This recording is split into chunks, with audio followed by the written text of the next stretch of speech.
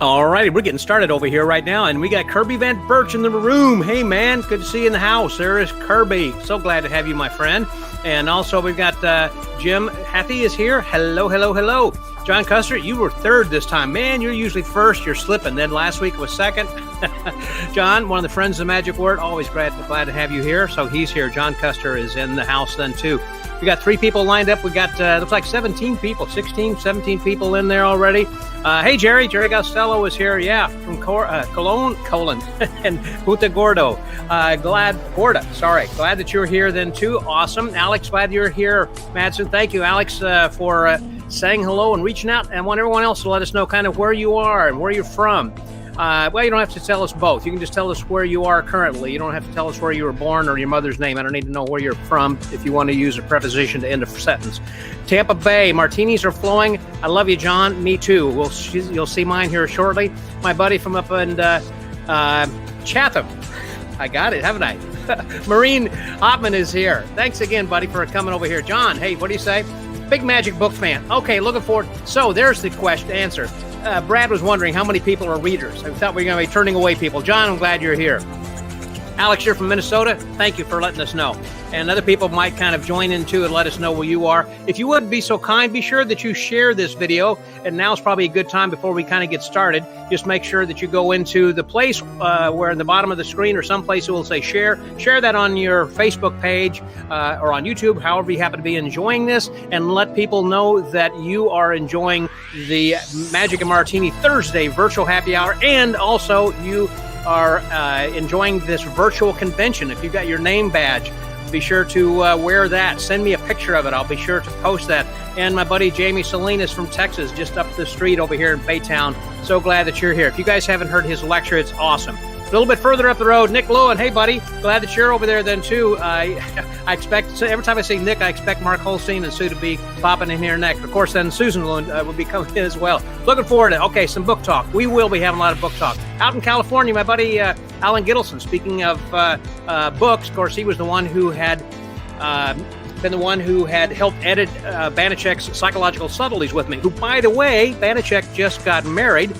Newsflash, if you haven't seen that over on Facebook, goodness sakes. Okay. Oh, it's about time. Get your drinks ready, guys. It's about time for Magic and Martini's Thursday Virtual Happy Hour. Yeah! It's Thursday night. You know what that means. It's time for Magic and Martinis. Please welcome your host, Scott Wells.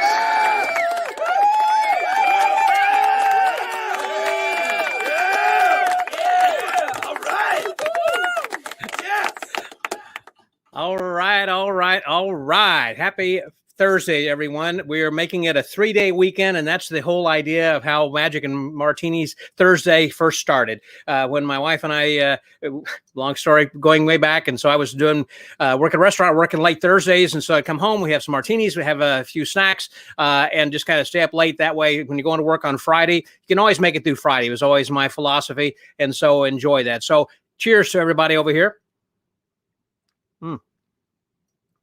And yes, Tim Hahn, another friend of the Magic Word. Thank you, Tim. Hello, all.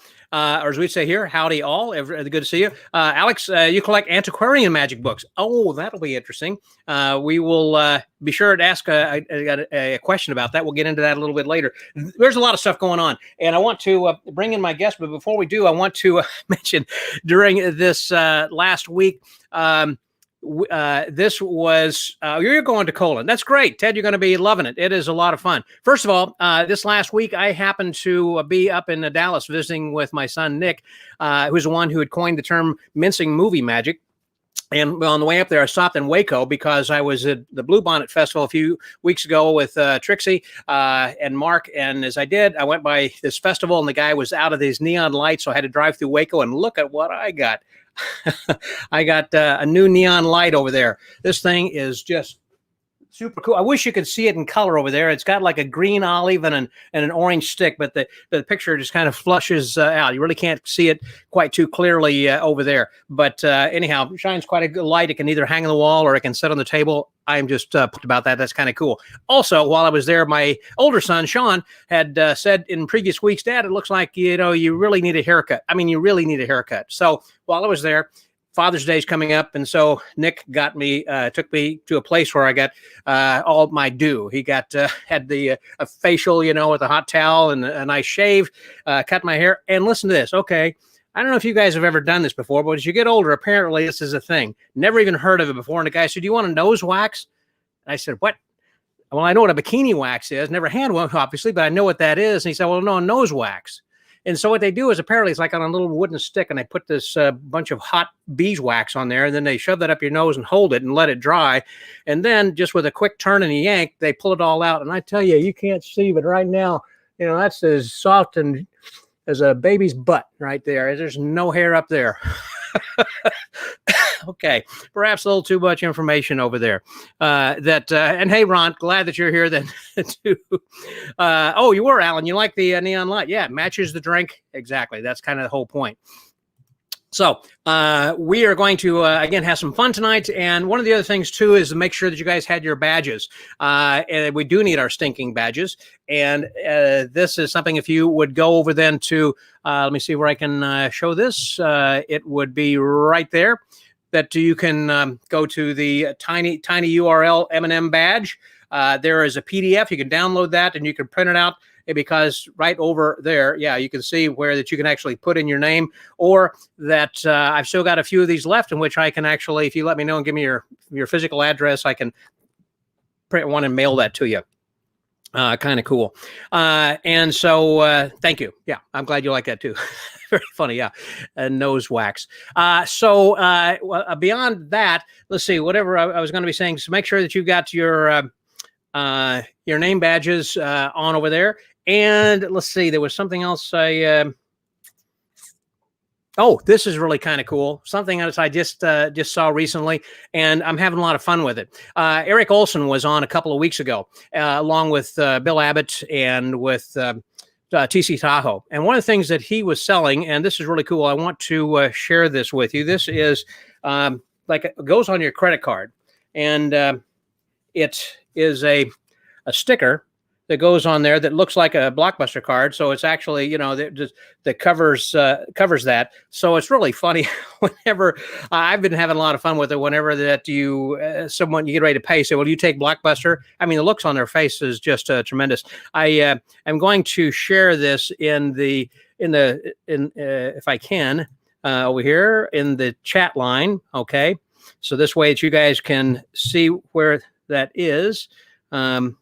There we go. Alrighty.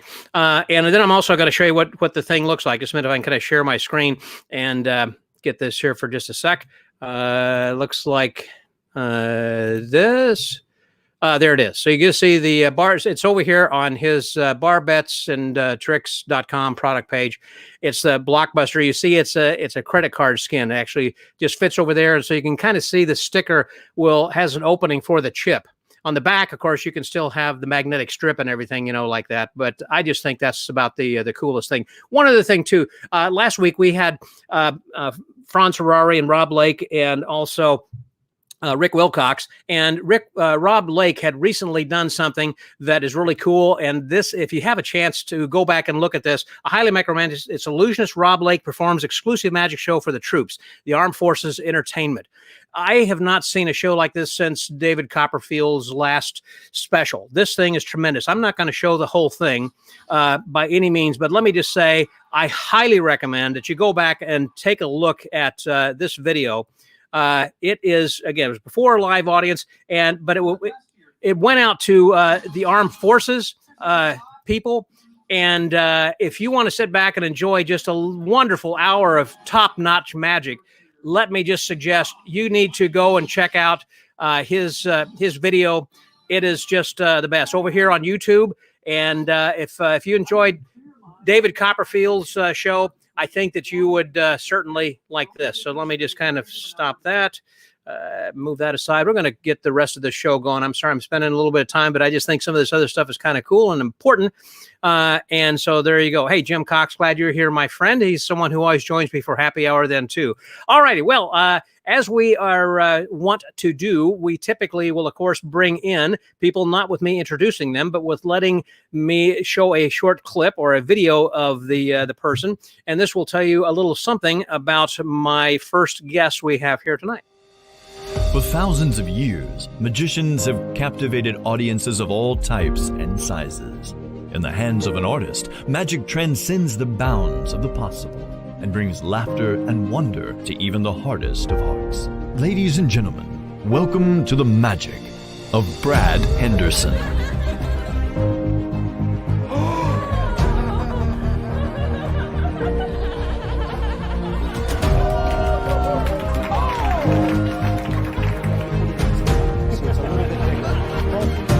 Queen of clubs.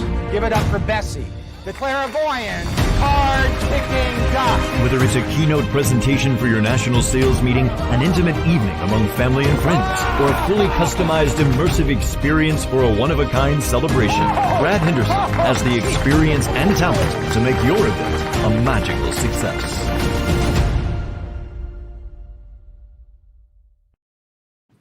There he is. Hey, Brad Henderson. Hey, buddy.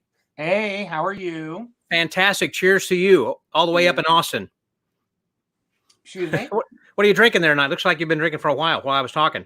It's just iced tea. I'm not an alcoholic. Unlike me. So, see, look, we're a good team. I set up the joke. You get the punchline. I just follow through. That's right. You tee them up over there. Right. Thanks very much. So you're joining us from Austin tonight, Correct. right? Well, Austin-ish. Ish. Oh, that's close enough. Yes. I say that I'm in Pfluger Rock. I'm actually in a town called Pflugerville. Yes. But I'm in this weird little area where my house is in the city of Pflugerville, but my mailing address is Round Rock. So I haven't had warm Chinese food since I've moved in. I'm not going to. You set me up there, but I'm not going to follow through on that one. Okay. That's what she said. Okay. Let me get our next guest introduced over here with this next little video right here.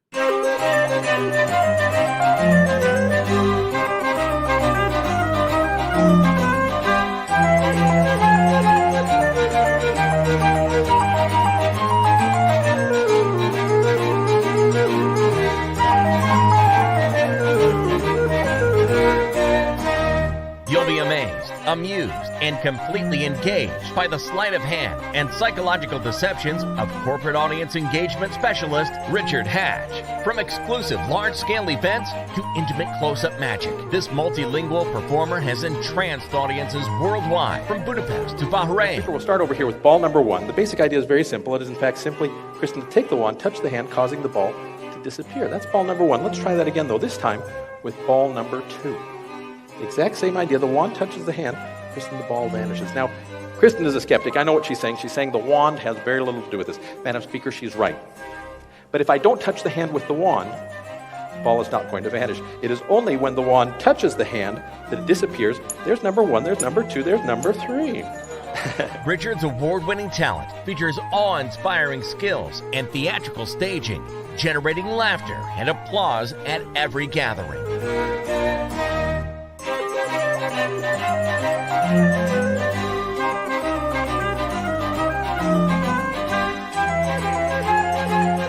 Always on the lookout for unique magical effects, Richard performs illusions and artistry from around the world, giving you an entertainment experience that you'll find nowhere else.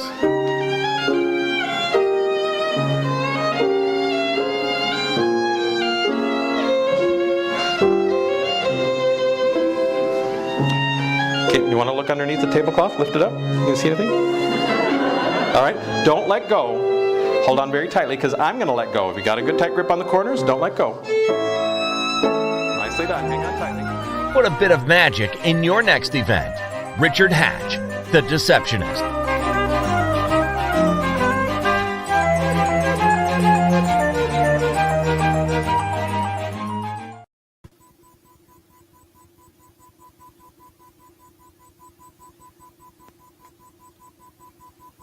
I'm sorry, and there's Charlie Randall. Sorry, I just had myself muted.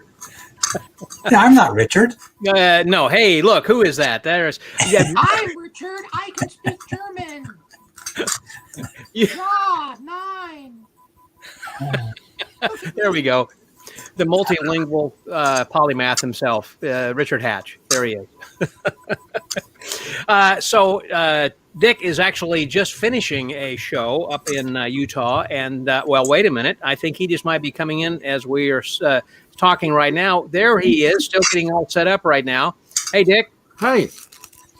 Hello and welcome. I just now finished playing your video and popped up Charlie. So, so good timing for both of you over here. I think that I stretched just about long enough over there to begin in order to get everybody in. So Charlie, you're here in Houston, or just kind of down the road a little bit over in Webster right now. You don't still live in the treehouse. You moved from the treehouse. No, we lost that after Hurricane Harvey because of the flood, and so yeah, we moved. Probably about 10 miles away from there, a little closer to you, actually. You know, I actually thought about coming up this evening because it's 20-minute drive, and I thought, I'll just stick around the house. So. Well, I tell you what, if you come by, that way I can give you your name badge, so that way I won't have to mail it. What are you drinking tonight there, Speedy? Charlie? I am drinking beer. Yes, sir. I don't know if you can see the label, but it's Baltica No. 4 from Russia. Can you speak any Russian? Boy, you used to see. I haven't been there in 20 years. Da. Oh, yeah, that's good. Yes. Yeah. Richard was out to look at Verdnays. That's right, Jamie. And once again, he didn't find it. Yeah, once again. Oh, snap. So Charlie, I remember you used to go like annually over to Russia and spend some time with your work. Yeah. As you know, I work at NASA, and that's been almost 20 years ago. But yeah, we used to go about 3 times a year, or once a year, for about 3 years doing testing. So we go there for about 3 weeks, and I really enjoyed it. I really enjoyed the Russian people. I enjoyed working with those guys, and despite what you see in the papers and stuff, most of the Russians are really good people, and yeah, I enjoyed working with them, and I'd go back. Did you go to Star City? I did not go to Star City. I went to Korolev, which is right outside Moscow. I wanted to go to Star City. What is Star City? That's where the astronauts train. Where we were is where all the software is developed and everything. And it's really an interesting place, Energia. And Energia not only does rockets and spacecraft and everything, but they also make vacuum cleaners, and they just do all kinds of appliances, refrigerators. So when you go through the front gate area there, when you first get there, you're like, am I in the right place? Because there's like these toasters and refrigerators and other stuff they've made over the years.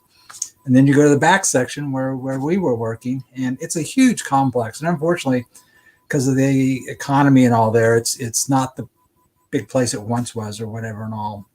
But I had a good time, and like I said, I really enjoyed the people. They're really good people, really sharp people. I know Brad's been at least partly over there with Richard Garriott. Yeah, when Richard returned from his stint on the ISS, he asked me to produce a party as a thank you for the Russian space program, the people that he worked with that helped him go into space. So I took over Max Maven and Arden James and a buddy of mine, David Rowan.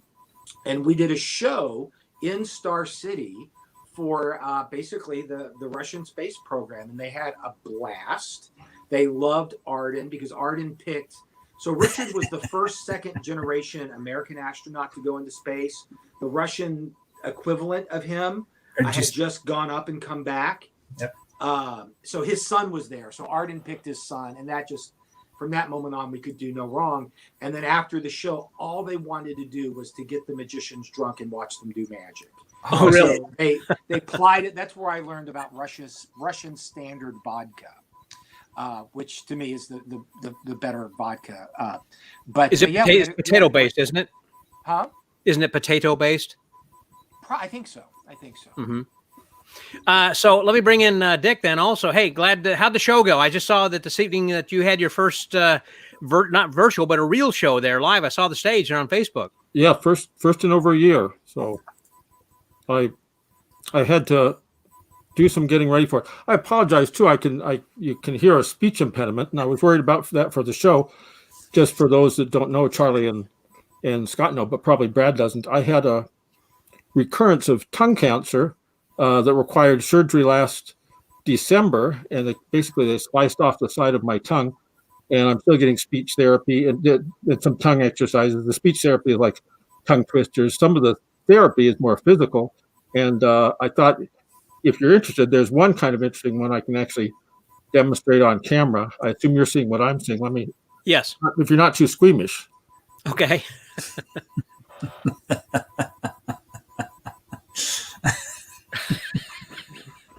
Okay, I'm good. Too soon. Best $3 I ever spent. Did you get that from Simon Lovell? He used to do that spike through the tongue thing, I think. It's the same gimmick. I didn't. Found someone online, and when That's I was funny. first time I had the surgery, it was pretty good, and the second time it was even better. Different doctor. So. Did you put that in your mouth and do that for the doc? I have. They're not as amused as I am. No humor. What are you drinking there, Dick? What do you got tonight? Well, I'm going to pour it right now. Some of you will recognize this. I know Brad will recognize this. Can you see that there? And you see this here? Well, here's the first one. Whoa, you'll probably remember that, Scott, from your buddy Aquavit? Walter Graham. So this is just tea. I'm in Utah. Oh, that's right. I'm actually a deacon in the Mormon Church, which means my growth is stunted at age 12. But I try to follow most of the rules when I can and feel like it. So Walter Graham had a great routine with toasts that he would do. So this is the Merv Taylor Pourmore, I guess is what it's called. Like a load of bowl? It is. It's a similar concept, and just keeps on. And as he would recite these toasts, he would get drunker and drunker, and he was a good actor doing it, and they were funny toasts. Yeah. And this was Walter Graham of the Omaha. In Omaha. David P. Abbott book and other stuff. He had a great collection, and he did your book also. He did. He published the Hofstadter book. Yep, he did. And that was how we had first met, because I was moving, I think, from Midland to Omaha. And as I did, he said, when you move to Houston, you need to look up Dick Hatch. Okay. And I did. And that's kind of how I found you, and we got to be friends. Yeah, excellent. I was my other news is as of yesterday, Rosemary and I are grandparents, so we're excited about that. Oh. Congratulations! That's fantastic. Yeah. And there's an interesting name over there. By the way, Daniel says hello. Oh, okay. Hey, I see Daniel, my buddy.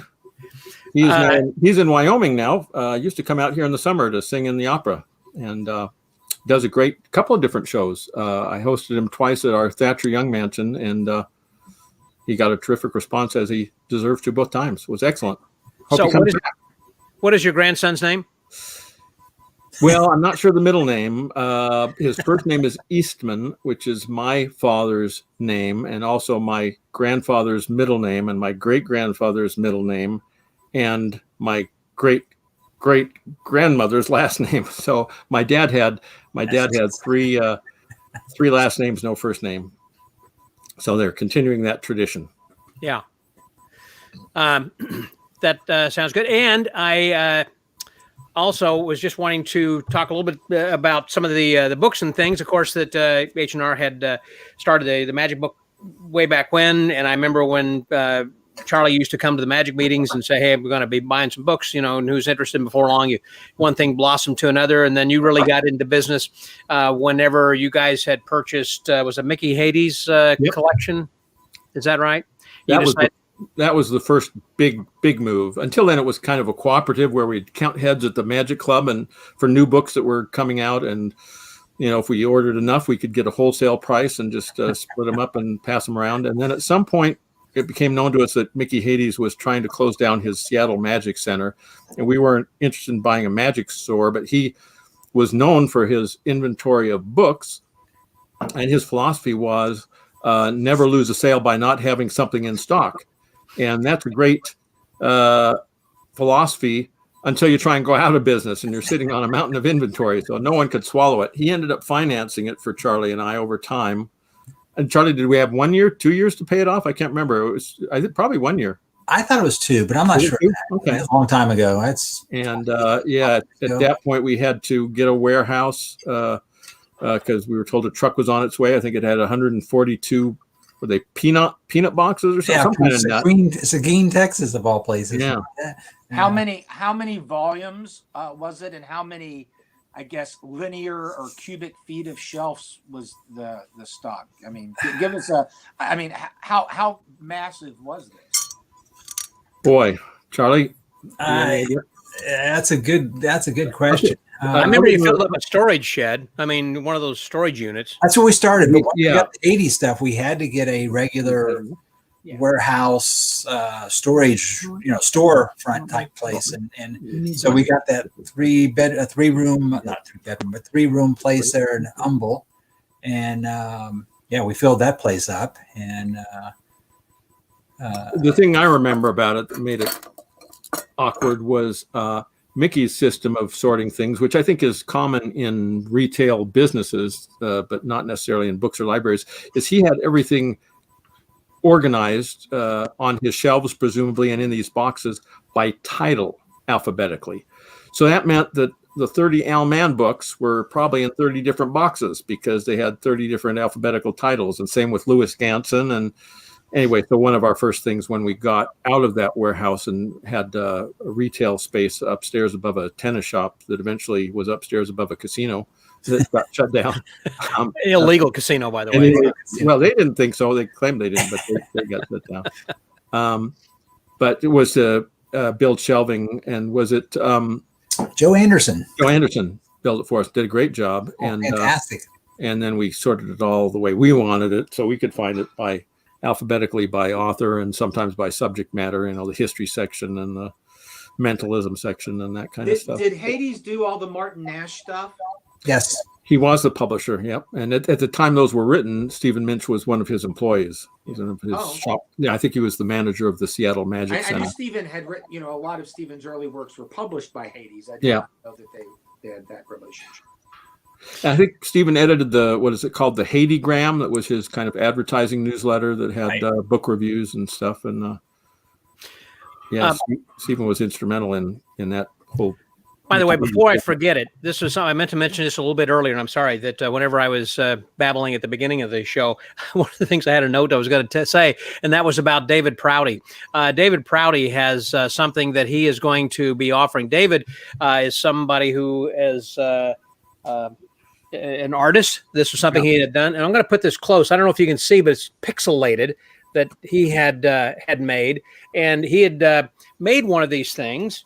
He was the one who makes these bookmarks each year for the 4F convention, and so he has also made these. Then he did for a while these H&R Magic Book bookmarks, and so he has a series of 3 of them there. And he is going to send some lucky person here tonight who is listening and watching this live right now, who is able to answer a question. Well, we're going to be having sometime later, we're going to be having a question, and David's going to text something into me later, as I understand it, and ask a question on something that was discussed during this show. So if you stick around for the whole thing, pay attention. There might be some little detail, and he will ask me a question. I will ask you, and at that point, then we will have a winner who will then pop up over here. So anyhow, I want you to pay attention to what we're talking about over here then this evening, because there'll be a lot of really interesting conversations about everything that's going to be going on. Are we eligible too? If we answer it fast? You should have those. I've got those. I've got several of them tucked in my books already in different places back over here then too. They are great. Dave did a great job. Speaking of books, then also I wanted to talk a little bit then to Brad. And by the way, let's see. I had Jamie said, "Oh, you can't. Yeah, you can't Google the answer." No, I'm sorry, Jamie, you can't do that. And so, Alex, thank you very much. Okay, have you? ask if they have any of your H&R Magic book lists. As I remember, that the Marshall Peterson, who purchased that the company from you, had a list there for a while. Is that still online? Is that available? Can you take a look at stuff like that? Anybody? Well, Alex is probably talking about the hard copy lists. When we started out, we generated a list that we took to a TOM and just were dealing books out of our room. We weren't there as official dealers. So that was officially our list one. And then we would mail out lists to a growing database. It was all kind of pre-internet as far as we were concerned. And that kind of stopped when we had a sophisticated website where people could have a shopping cart and all our inventory was on it. But I felt bad, especially our used inventory. Man, when we'd send out those, so they would start with they'd have reviews of current books that were new and newly published. Then there'd be an extensive used book list, just title, author, condition, price, that kind of stuff. And man, we'd mail those out, and I would be on the phone for like 3 days straight, taking orders. And then I'd drive them. I'd have to take those orders down to Charlie because he had the inventory at that time, and I'd pick it up from him and take it back and pack it and ship it. At least that's my recollection. Charlie, correct me if I'm wrong. That's pretty much right. But for 3 days, I was just checking off the books that were sold to hopefully not sell the same book twice to two different people. And then we'd go into a couple of weeks of filling those orders. And when we went online, that pretty much killed our used book business, only because it wasn't time sensitive. People they were looking for that book. It was autographed or whatever. One of our big customers was Gary Darwin in Las Vegas, and anything we had that was autographed that he didn't already have, he would call immediately and grab, a couple of dozen titles because that was his collecting specialty.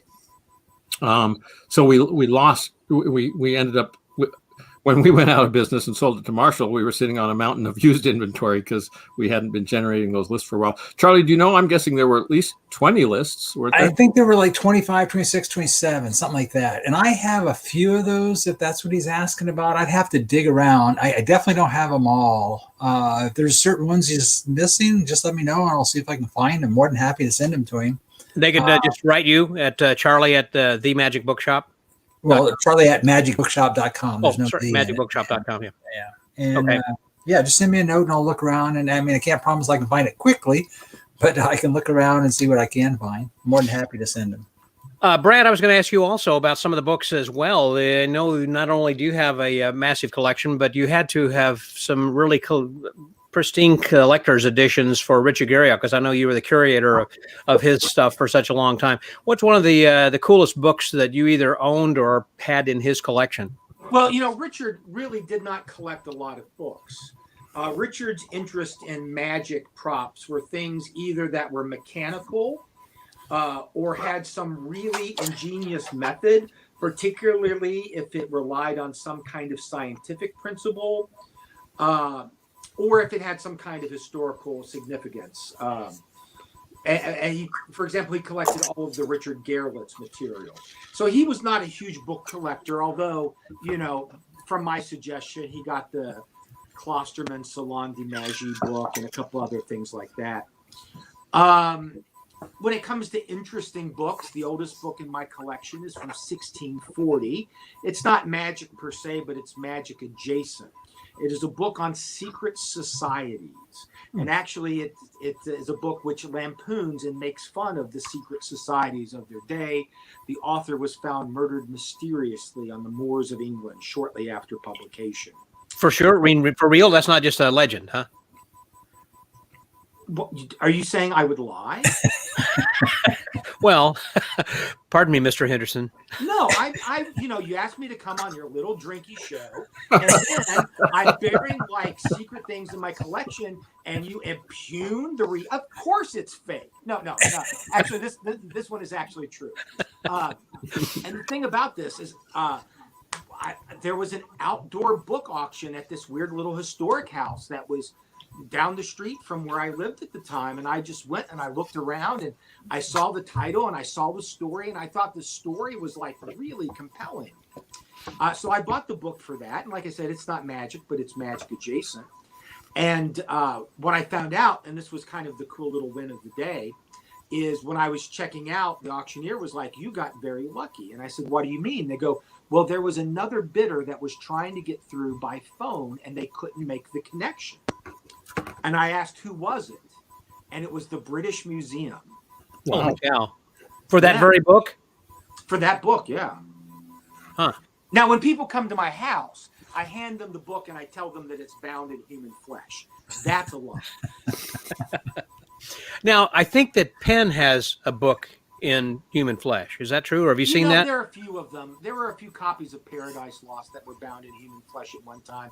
Klosterman used to do that. I mean, I stole that bit the first time I ever took Klosterman. He hands somebody a book and says it's bound in human flesh. They exist. They're fairly rare. There are some books that are bound in pig skin, and a lot of people claim that, that's bound in human flesh, but it's not really. Wow. Very weird. So what is one of the favorite books that you wish you had? Favorite book I wish I had. I'm actually really weirdly lucky in that when I started going off on I got introduced to book collecting through Kenna Thompson. And, the first books that I wanted and that I loved were the locked books. Here are these amazing books that had these beautiful brass locks, and the volume 1 exclusive magic secrets. You open it up and there's this beautiful end papers of these witches and the throes of ecstatic dancing or whatever witches do. And like the Soirees Fantastique books, that was another one that just to me was a work of art in and of itself. The Albo books. And when I was young, I was lucky. I got a scholarship to the University of Kentucky that allowed me to have a little free cash. And I used all that money to start building my library. So I went after the books that I kind of coveted fairly early on. I mean, would I love a nice old, maybe first or fourth edition copy of The Discovery of Witchcraft? Who wouldn't? Yeah, exactly. What's that worth about now? About 16,000 or so? Look, it's worth what everybody will pay at an auction. Well, that's true. But yes, that would not be necessarily an an unexpected price. But I've got the Rodker edition, which is a lovely edition, and it's perfect good. I'm looking for a copy of his edition of the Malleus Maleficarum, which used to be you could pick it up pretty readily, and now more people are after it. And that was the one that Hieronymus Bosch had been inspired by for the Conjurer painting that he drew. Is that right? Maybe. I'm not sure about that. You know more about that. Although, I told you about that Conjuring Arts Research Center article in Jabrissier. Apparently, the name of that painting is properly, this is me being pedantic, Brad, is The Juggler. Correct. Yes. Yeah. I've heard that as well. Let me ask also a little bit about what's behind you. I see, obviously, that you are in your cabinet of curios. Can you show us a little bit around? What do you got there? Holy moly. So this is my office. It's surrounded. That's really cool. That's an automaton that fires a bow and arrow. That's a peep show automaton that you look inside, you twist, and it's two people in a graveyard doing the dirty. This is an automaton from the Cabaret Mechanical Theater. When you turn it on, it actually stamps your ticket. I also like to collect contemporary art. That up there is the door. I'm actually covering the camera. That's the door to Lock, Shock, and Barrel's house from The Nightmare Before Christmas. That's the actual door that was used in the movie. Behind me is Ricky Jay, a Carmi poster. I've got a decapitated rabbit head. I've got a couple of magic-themed automaton. Here's there's a naked bicycle lady. Everybody's got one of those. Yeah, who doesn't? That's Eddie Teitelbaum and Tinyo. And my desk, for those that know and care, is actually a Royden Psychics Reader's desk. Really? Yeah. That's a Crokinole board from the early 1900s. That belonged to my grandfather. That was his favorite game. What is a Crokinole board? I don't know what that means. It's a wacky game, and it's a lot of fun. So you're supposed to sit with this thing backwards, right? They're posts. They're like 8 posts, and there's a little hole there in the middle, and right? They have these checkers. They also have holes in them, but that's an kind of like Parcheesi. No, you flick them. So Like you Skittles. flick them and you scoot them along, and the object is to get them inside that little recess, Wow. or as close to that center ring as possible. And you also simultaneously want to kick your opponent's crokinose out of the scoring range. Okay, I understand. Dick, I wanted to ask you then also, we had talked, oh golly, it was over a year ago, pre-pandemic, when we were in the Magi Fest, and you were, I thought, working on a book having to do with prairie magicians. And what's the status, or can you update us anything on what's going on with that and who they were and a little bit of background about what Sure. I don't want to be too much inside baseball, if you can kind of talk about what I mean. No, I know exactly what you mean. It was not tilt that down a little bit. I've got too much headroom there. Yeah, that's what Charlie keeps telling me. All right. Isn't that right, Charlie? That's better. I tell you to completely go up so you just see the ceiling, but Yeah, there you go. Is that better? That's better. Yeah. So I was working on some research then, which got published in Gibbosier about a year ago or so. And I think there it's called Artemis Ward and the Basilicantometer. Just there was a performer who later became known as Dr. Lynn. At that time, he was performing as Washington Simmons, an Englishman. He came to the U.S. through Australia and then China and Japan, and then crossed over to San Francisco, and then crossed the mountains, through Nevada to Utah. And he ended up in Utah in 1864, and he was the first magician to perform in a fairly new theater at that time, the Salt Lake Theater, which held 1,500 people and was quite modern, in the middle of the desert, relatively speaking. And at the same time he was there, a famous humorist, Artemis Ward, was giving his lecture, and they ended up kind of in a battle of words in the newspaper. And I'm giving a talk, actually, if people can attend. It's a Zoom thing sponsored by the Salt Lake Libraries, and telling stories of early magicians in Utah, specifically in Salt Lake Valley. And one of the three stories I'm telling, I've renamed it as Brigham's Boots and the Basilicantometer, just because this Basilicantometer, which is the name that Washington Simmons was billing himself as at that time, he, in his later book that he published as Dr. Lynn, when he was performing in England, I believe at the Egyptian Hall in London, he tells the story of a prank that he pulled on Brigham Young, or rather that Artemis Ward pulled with his help. And so I'll be telling that story next Wednesday night, the 12th. And To who? It'll be a Zoom talk sponsor. It's part of the storytelling festival, the Story Crossroads, it's called. My talk is a free event. You can buy tickets to the whole thing. The tickets do allow you to watch all the talks later for like a 1 month period. But if you just wanted to see the presentation that I'm doing, which will involve some performance, some stories, some Q&A, and that'll be at 7 o'clock my time, so 8 o'clock Central Time. I'm in the Mountain Zone. How will people be able to access that? I can send you the Zoom link, I guess. Yeah, I don't have it handy, but I have it. I plan to put out a newsletter to let my database people know about it, and I can make sure to get that to you. I'm going to try and do that the next day or two. And so for people, they get hold of you. That would be a smart thing to do. I'll try and do that. They get hold of you at richard@hatchacademy.com. Yeah, I'll try and put it up. I'll try and do that later tonight when we finish, to put it on the front page of the hatchacademy.com site. I should have done that already. Kind of embarrassing. Anyway, so that wasn't a book project. I am working on a book project, which is getting closer, and it's a project I'm embarrassed to say that has been kind of on my to-do list for 30 years or more. I saw in Bart Whaley's Who's Who, it talks about this book, a German book, and it says, and I think that was published in 1990, something like that. And it says, in reference to that book, translation by Richard Hatch forthcoming, and that was 31 years ago.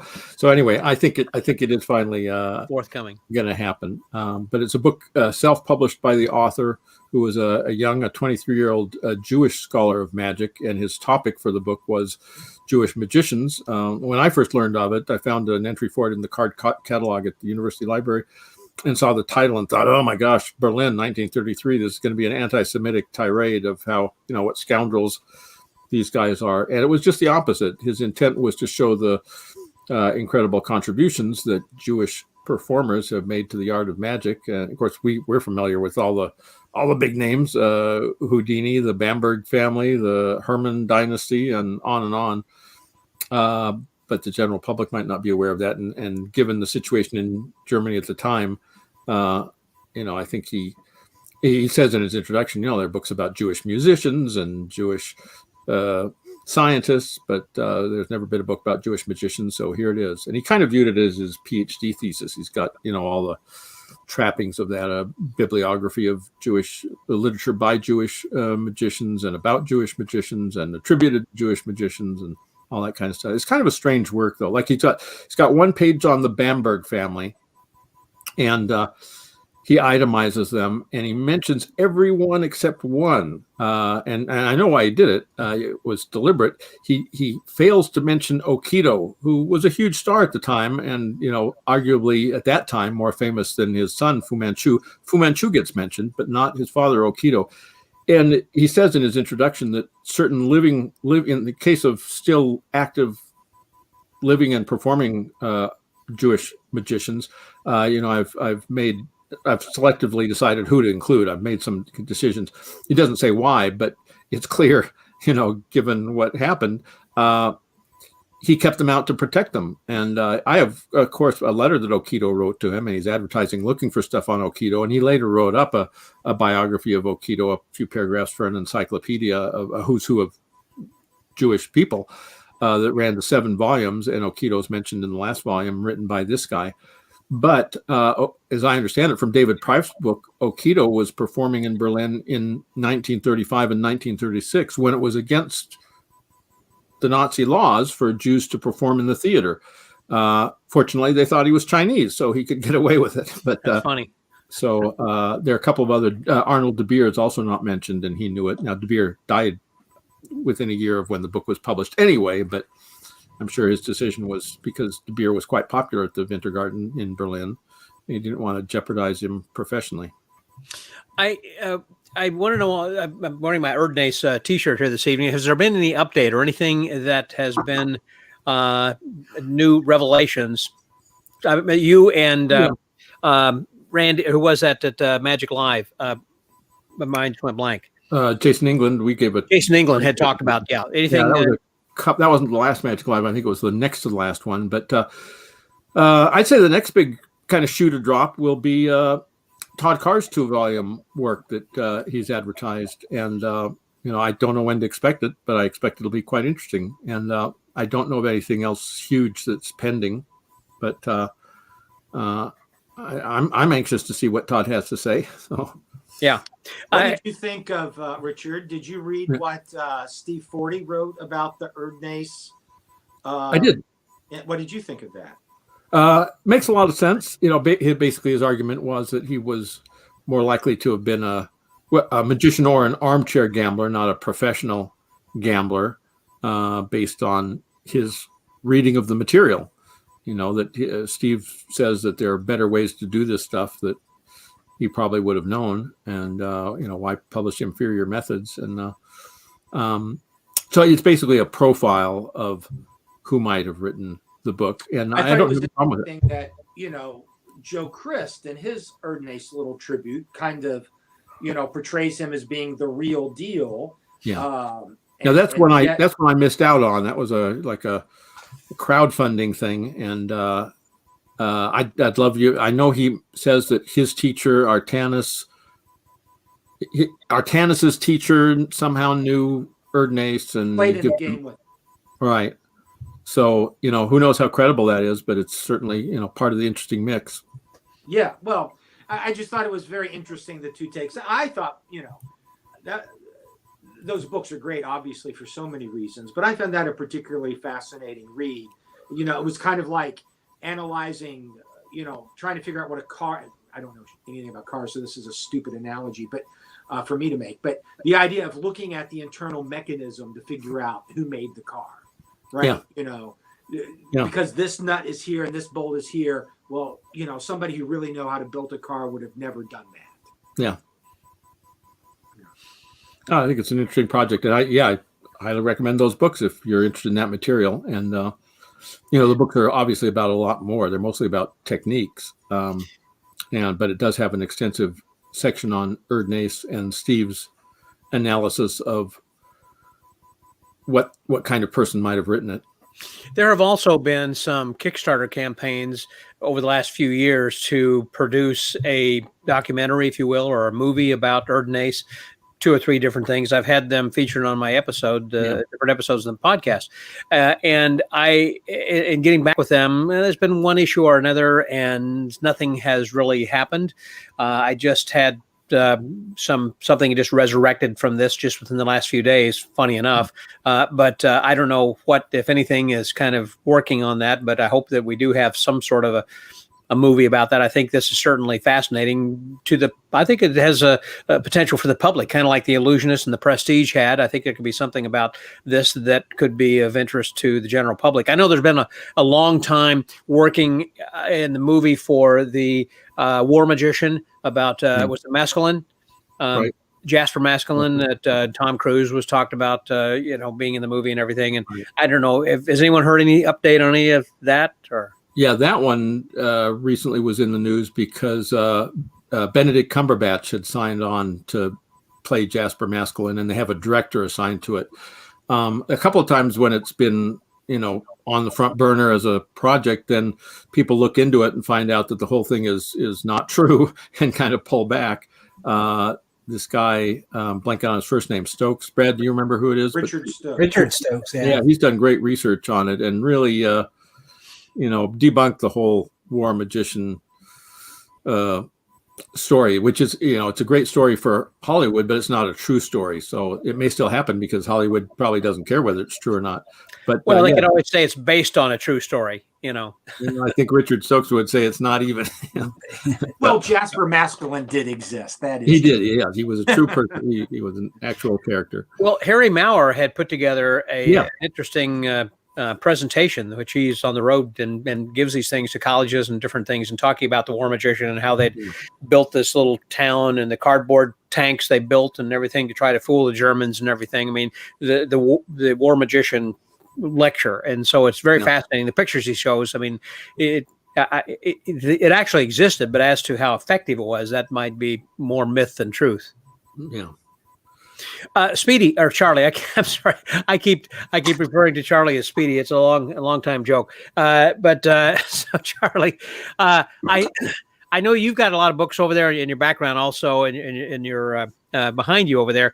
When you had and Dick had liquidated the H&R Magic books, were there some books in which you said, okay, I want to keep these? I mean, I want to get this to Dick later, because I know that Dick actually had gone and sold off a lot of his books, and Rosemary said, okay, look, we're going to narrow this down. We're going to be having a different house. We're not going to move all this stuff. And so I want to kind of find out what's your 5-foot library. But there were some, I mean, you've moved also.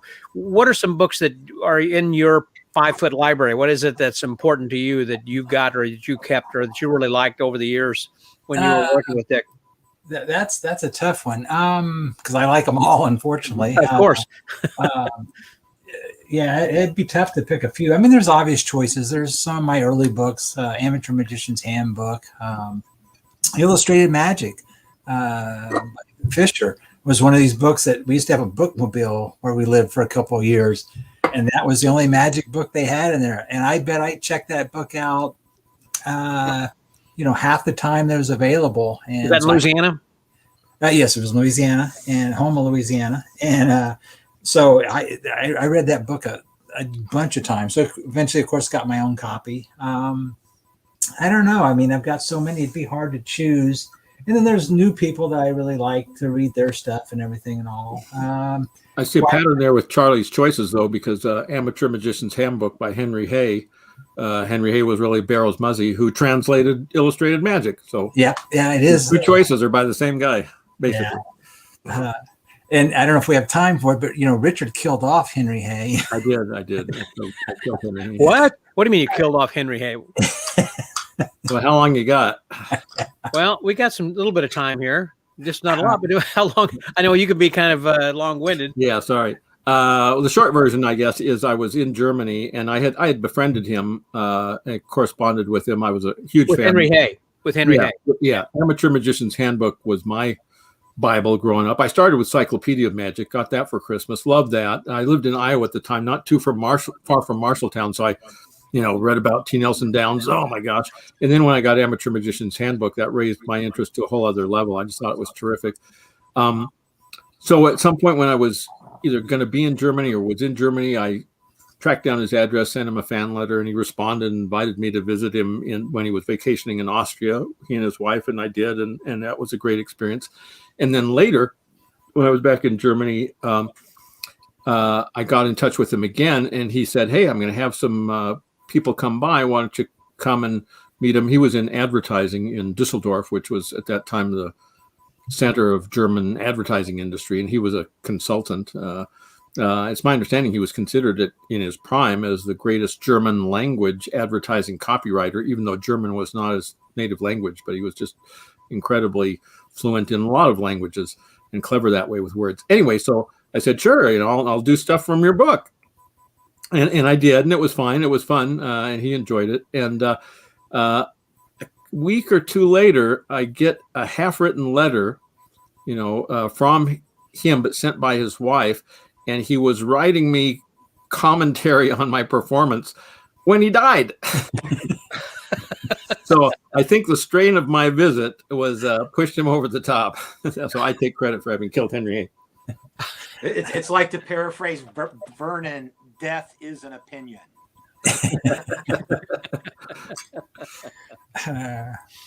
That's funny. So Brad says, I've got you then right there also. Now I know that Richard Garriott had moved to New York. Are you doing anything at all with him anymore, or is he involved with we're magic? Buddies. He's not Richard has always been a mercurial collector. Mercurial, that's a very good word for him. Yeah. Yeah, well, I mean, he had a collection of collections. So in addition to the magic, he had the automaton, he had antique scientific equipment, he had dungeons with natural history and oddities, he had scientific equipment of all types, space stuff, the space stuff, right. Absolutely.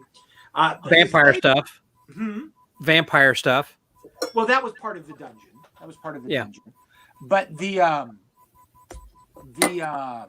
what were you talking about there? So he had many different collections, right? And his most recent focus on collection is he has collected the entire natural history of the universe, from like the oldest substances that we know exist through all phases of geological and astronomic history down to modern day. So you can go into his house, and through a series of shelves, you can read intangible artifacts, the entire history of the universe. So that's where his focus has been. But no, he buys stuff every now and then. But I feel very lucky. He's a good friend. And a lot of times things that he had bought that he realized he doesn't have the space for, he's not completely interested in, end up my way as like lovely little gifts for Christmas. Has he gotten rid of a lot of stuff then? Well, they did downsize a little bit when they moved, and they had an auction where they sold a lot of the more normal, the furniture and the stuff like that. But the ticket taker was a gift from him. The 2 magic automaton I have behind me are a gift from him. My cabinet was a gift from him. A lot of people, when their friends move, you get a couch. When my friend moved, I got an automaton for him. I like your friends better. Yeah, no, I was very lucky. But like his most recent gift was a Rudiger Deutsch learned duck. Not the swan. It's the same as the swan, but this version is the duck. which is a trick that goes back 300 years. And it's this bowl of water so there's a tray that has all these different questions written in German. I'll have to show Dick because he'll have to tell me what the questions mean. And you put the arrow on the question you ask, and then you put the little duck in the water, and on its own, it swims around, and it stops, and its beak points to this canister, and you open it up, and inside there's the answer. Now, these kind of fortune-telling devices go back, centuries. There's a famous one by, I always say this name wrong, Maladroit. It's spelled maladroit. It's French. You know, Dick, how that's pronounced? I would guess maladroit. Yeah. And he made the famous soothsayer automaton where, you took a little card and you put it in the machine and it asked a question, and the soothsayer produced the answer. And the answer is always like a snarky answer to the question that you've asked. And a great modern version that you can look up on YouTube, Thomas Kuntz made one, which is amazing, which is part of Richard's collection. Are they better than a Magic 8 Ball in terms of accuracy? A little bit more accurate, yeah. Okay. Yeah. Well, because they're answering a specific question. Yeah. So it always knows, and that's kind of the trick, right? How does it know which question you were focused? Right. How does it know? Yeah. Yeah, I saw Alex had asked a question about how Charlie and I priced books, and Yes. we didn't have books that were extremely difficult to price. Like, we didn't have a lot of antiquarian things where we'd have to say, oh my gosh, what did this go for at the last Swan's auction or Sotheby's? We didn't have high-end antiquarian stuff. Most of the stuff we had was recently published, in the last 100 years. So That was pre-Potter and Potter too, right? Yes, it was. So our rule of thumb was something that was still in print and available new, a decent used copy, still in good condition, we would generally discount it by 20% of its new price. So if it was a $30 book, we'd offer it used for $24. And that was kind of just our rule of thumb. Now, if there were condition issues, that would obviously affect it downward if they were negative, or upward if it was autographed by the author, something like that. But that was our general rule on it. In the case of things where we just had no clue, the example I can think of is that Martin Gardner sent us his first edition Expert at the Card Table, and we'd never had one. I'd never seen one. Well, that's not true. I'd never had one to sell. I'd seen one in a private collection before, but so there were old auction records, but we decided at that point it was the early days for us of eBay. In fact, I'd never bought or sold anything on eBay at the time when we suggested to Martin, look, it should be sold at auction to let the marketplace decide the price, and he thought that was an interesting idea. And so and at that point he said, make the auction more interesting, why don't I send you all of my research materials on Erd Mason? We thought, sure, that'd be great. Not realizing what we were getting, and we just got a ton of stuff. His correspondence with Edgar Pratt, which is what led him to the Milton Franklin Andrews theory. He had correspondence with all kinds of people, and so we offered that as a lot. But to prepare for it, we tried a few eBay auctions with some early Sphinx issues and stuff like that, and figured out kind of how the game was played, and then beat the drum pretty hard to draw attention to the sale of Martin's lot, which was his first edition copy, which was signed by the illustrator Marshall D. Smith, and then it had just a ton of other stuff. The Marshall Smith correspondence that he had with the illustrator, saying, his notes of interviewing him, and then his correspondence saying, hey, I've uncovered this guy, Milton Franklin Andrews, a gambler, died in 1905. Do you think it could be him? And they go back and forth over that. We ended up publishing in a little book, H&R Magics did. And so we put that out there. I given a talk about it at one of the LA conferences that came before the auction. So the conference was in November. The auction, I think, was in late January, February. Brad, I think you were one of the bidders, as I recall, early on. Yeah, but I dropped out fairly early. Yeah.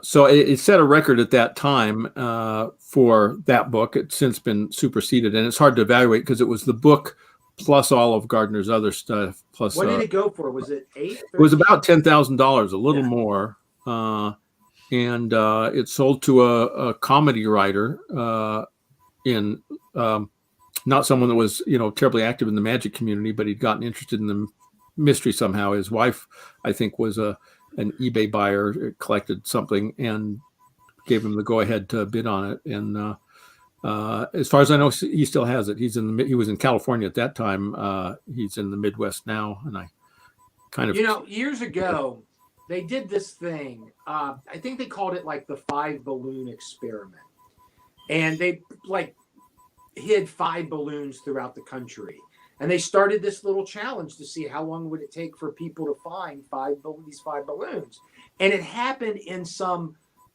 unbelievably little amount of time. With just whatever little reach they had enough buy-in from people that it was like 6 hours. They were hitting all over the United States, and of course Richard was always involved with the X Prize. I always thought it would be interesting, and maybe you can do this with your millions of spare dollars, to have like the Erdnase X Prize, because people aren't. It's like the thing with rare books, right? The thing to make a rare book not rare anymore is for it to sell at a high price at auction. Because if a one-of-a-kind book sells for $30,000, people start looking for that. Oh, that's a good point. Yeah. And that's when we find there are more of them. Right. And I bet, there's just as much of a chance that there is as that there isn't.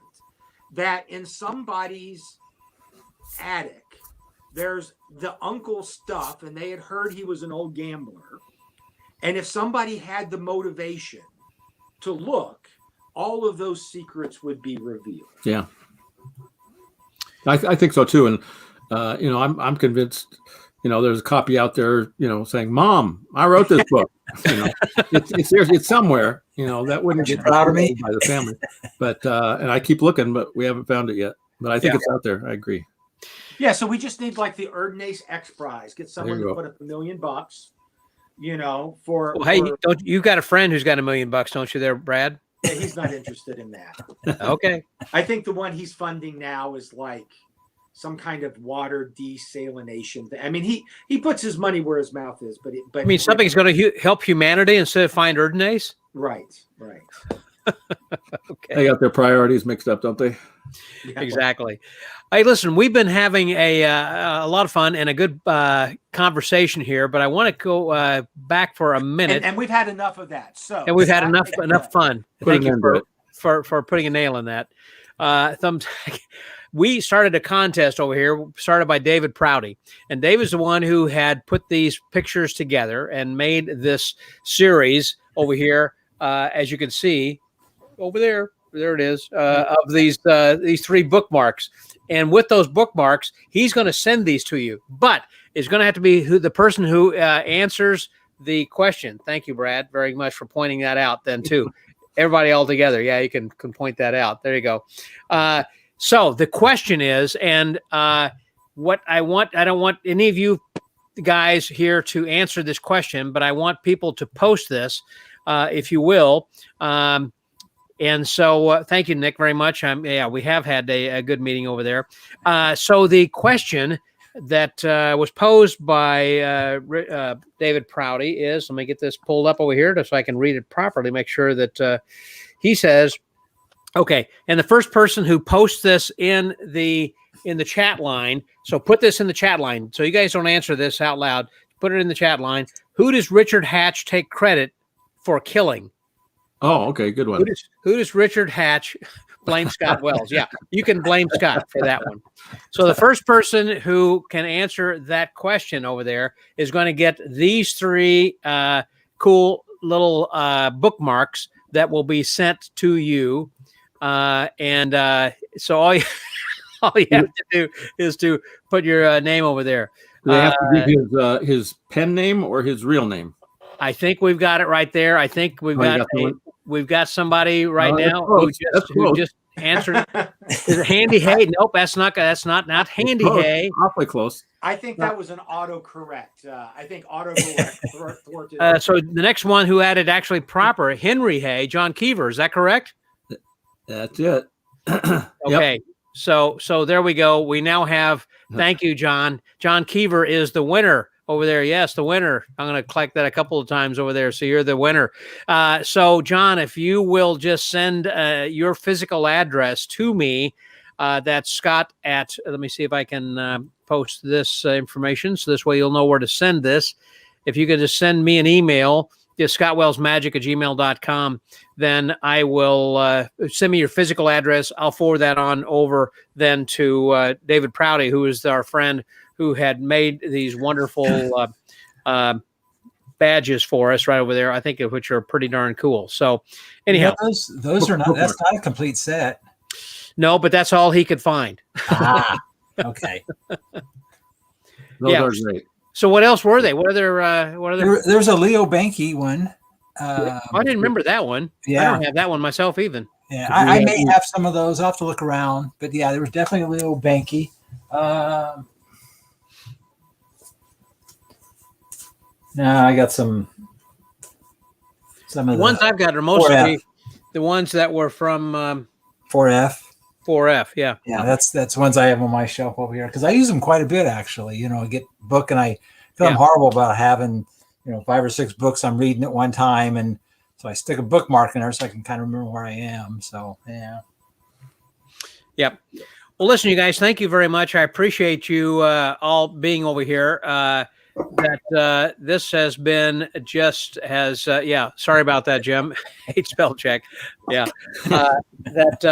You guys have been great. Thank you very much for hanging out with us during this virtual happy hour. The whole idea of this thing, of course, is the fact we get an opportunity, since we're not really at a convention, we can have like a virtual convention and feel like we're kind of together at least. Thank you, Speedy, Charlie, for wearing your badge. I'll get you your official one over here then soon then as well. And I appreciate that. Thanks, Alex, for coming in and for your comments. Thanks, everyone, for your comments that you've had here then this evening. I do want to point out, by the way, as we're starting to kind of get out of this, this is the 48th week, so I'm coming up on a year of doing this. I took off a couple of weeks during Christmas and New Year's because both those dates have fallen on a Thursday. So yeah, we took those off. I'm going to take off then next week. Also, I've got a show in South Carolina, so I'm going to be flying out for that. So things are starting to kind of break out a little bit. So I've got that. So it'll be a couple weeks before we get back then to another podcast. And so thank you very much. Thanks, Ron. And George Schindler, so long. So I'm glad you were here. You must have been a lurker. George was here. Glad that you were here with us, George. Good I think he was commenting on the show. He was saying it was so long. So long. And George has seen some long shows. He has seen some long shows. That's true. Listen, I just want to, if you guys want to hang around for just a minute or two after the show is over, after I kind of in the broadcast, we can kind of recap here. So don't log out. We will. George says, "Yep." So it was a long show. Mind reader. You're welcome.